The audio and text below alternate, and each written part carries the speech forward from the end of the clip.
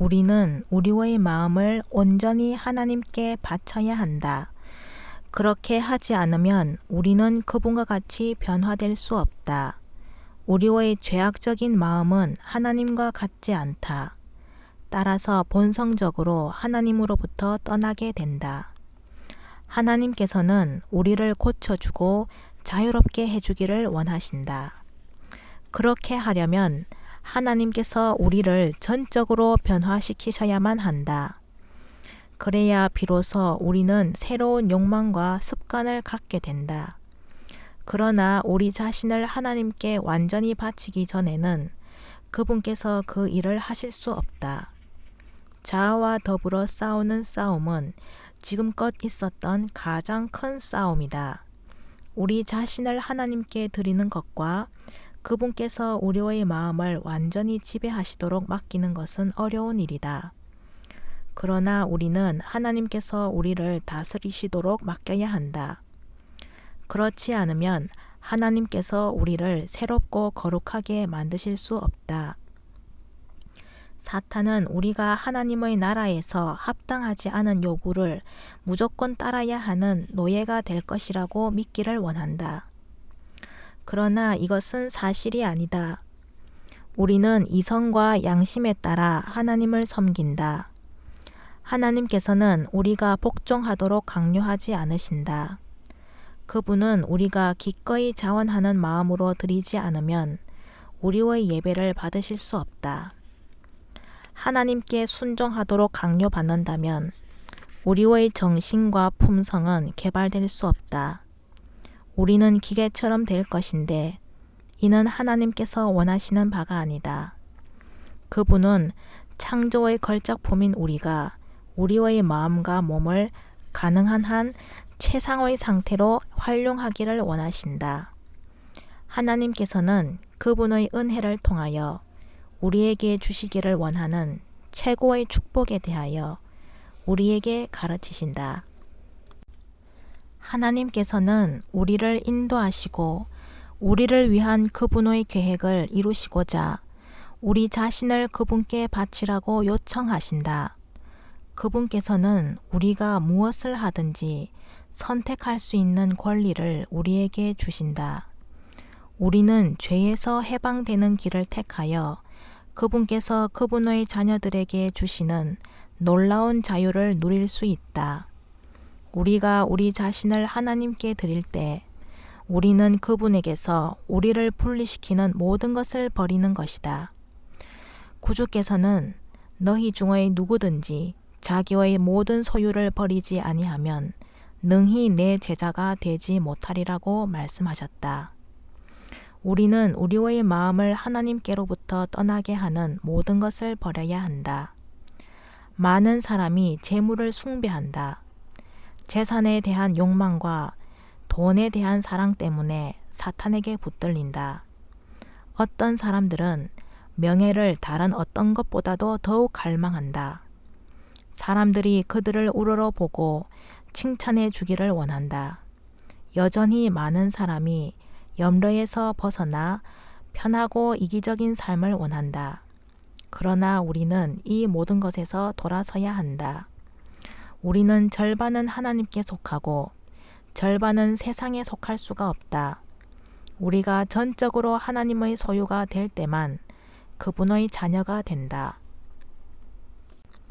어떤 사람들은 하나님을 섬기노라고 말한다.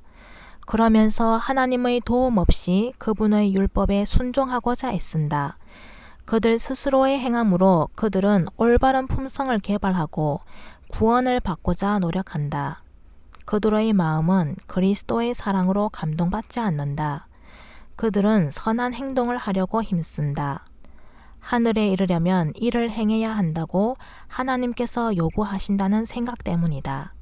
그러한 신앙은 아무런 가치가 없다. 그리스도께서 우리 안에 사시면 우리는 그분의 사랑으로 충만해진다. 그분과의 우정이 주는 기쁨으로 우리는 그분께 가까이 가고자 한다. 우리가 그분을 많이 생각하므로 우리의 이기적 욕망은 잊게 된다. 하나님께 대한 사랑이 모든 행동을 인도한다.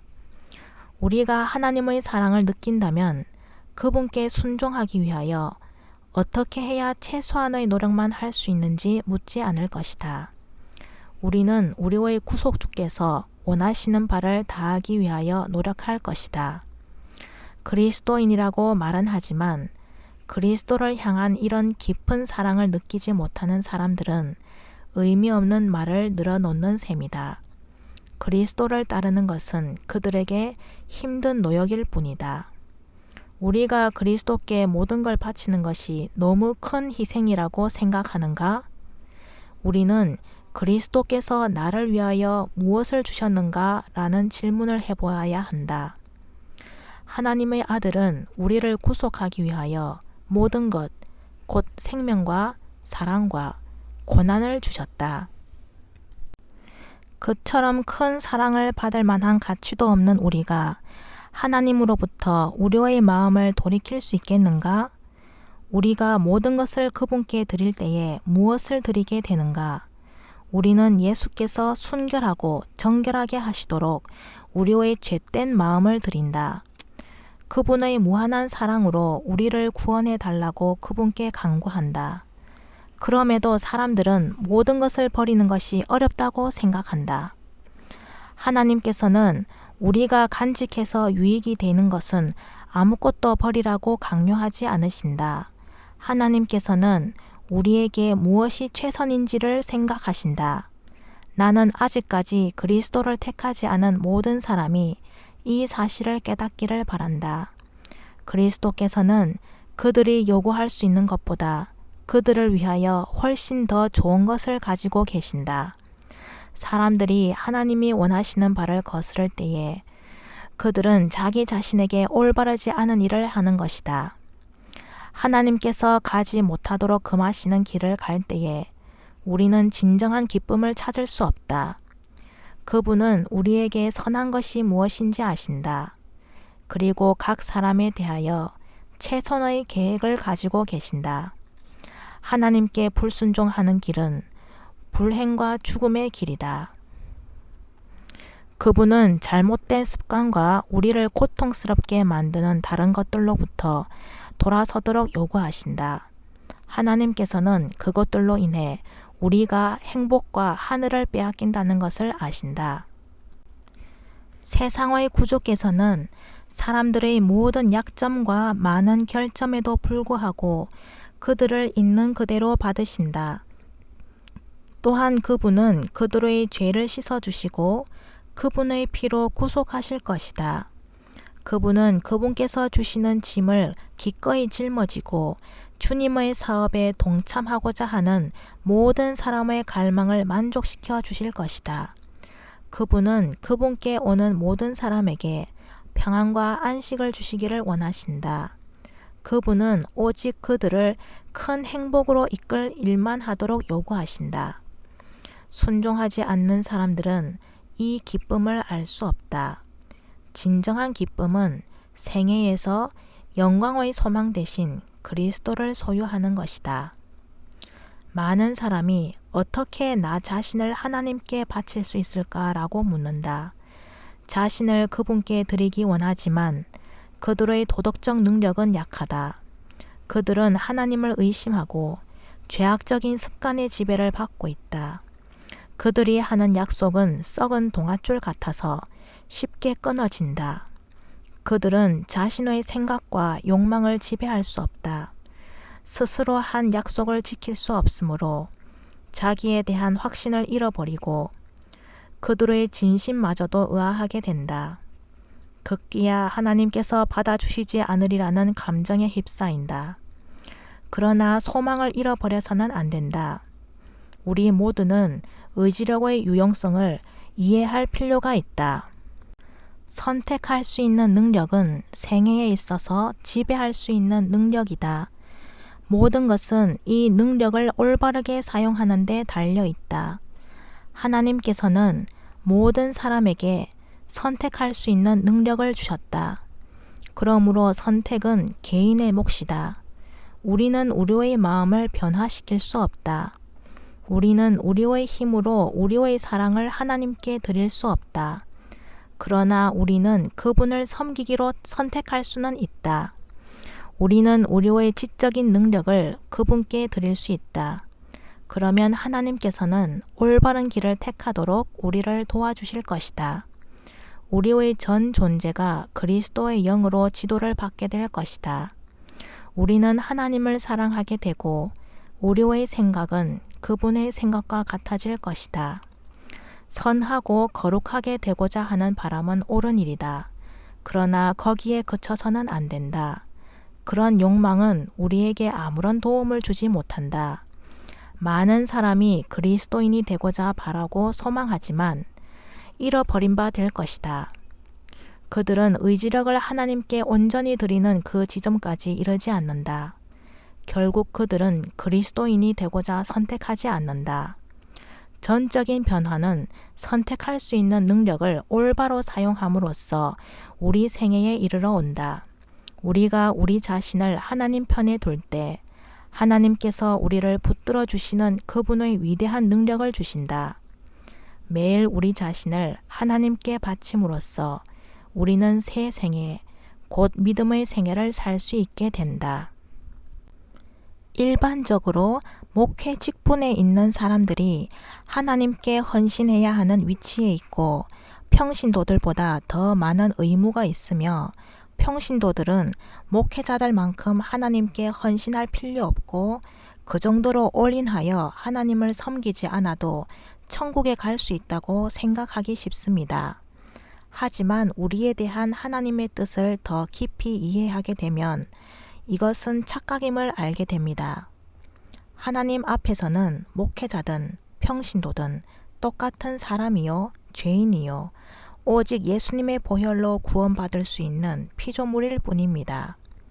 하루 종일 목회 직분에 종사하는 목회자들도 그 마음은 다른 이익을 계산하고 있을 수 있으며 겉보기엔 아무 성직에 맡겨진 적이 없는 일개 평신도가 온 마음과 삶을 예수님께 바쳐 성교로의 삶을 살 수 있습니다.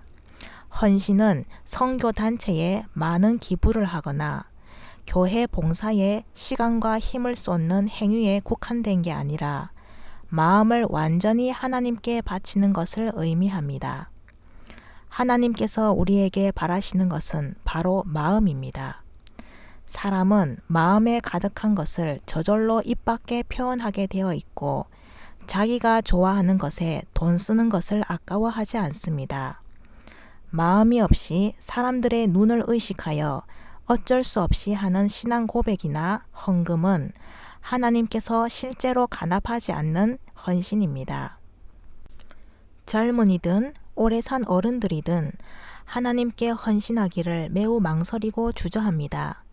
마치 큰 손해를 보는 결정인 듯이.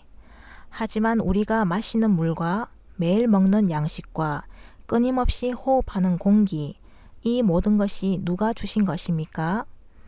호의가 반복되면 권리로 착각한다는 말이 있는데 어쩌다 누군가 우리에게 건네는 선물이나 푼돈은 고마워하면서 매일같이 우리가 살아가도록 베풀어 주시는 하나님의 은혜는 당연한 걸로 여기고 진정으로 감사해 하지 않습니다.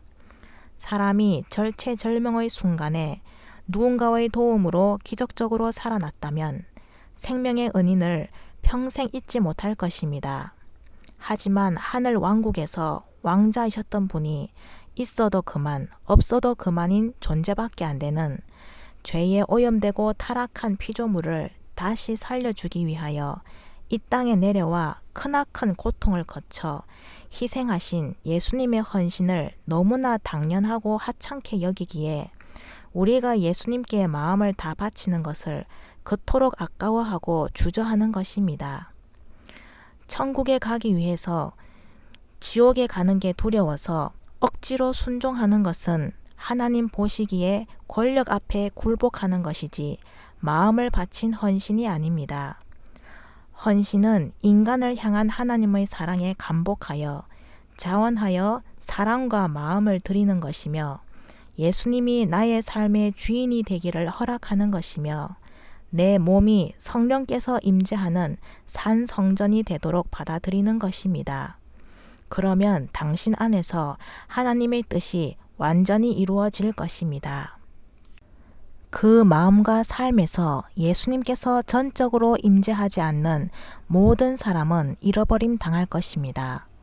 세상에서 성령의 지배 아래 있지 않은 마음은 사탄의 영향 아래 있는 상태입니다.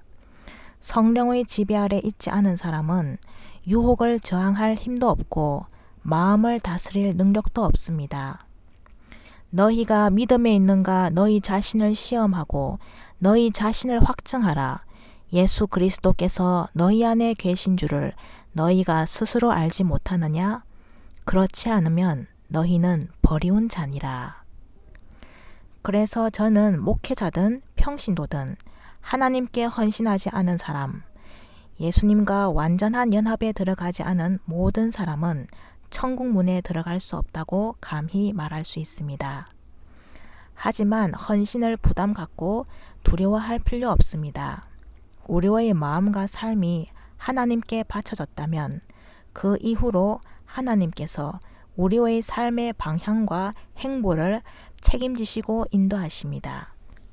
너희는 먼저 그의 나라와 그의 의를 구하라. 그리하면 이 모든 것을 너희에게 더하시리라. 그러므로 내일 일을 위하여 염려하지 말라. 내일 일은 내일 염려할 것이요 한날 괴로움은 그날의 족하니라.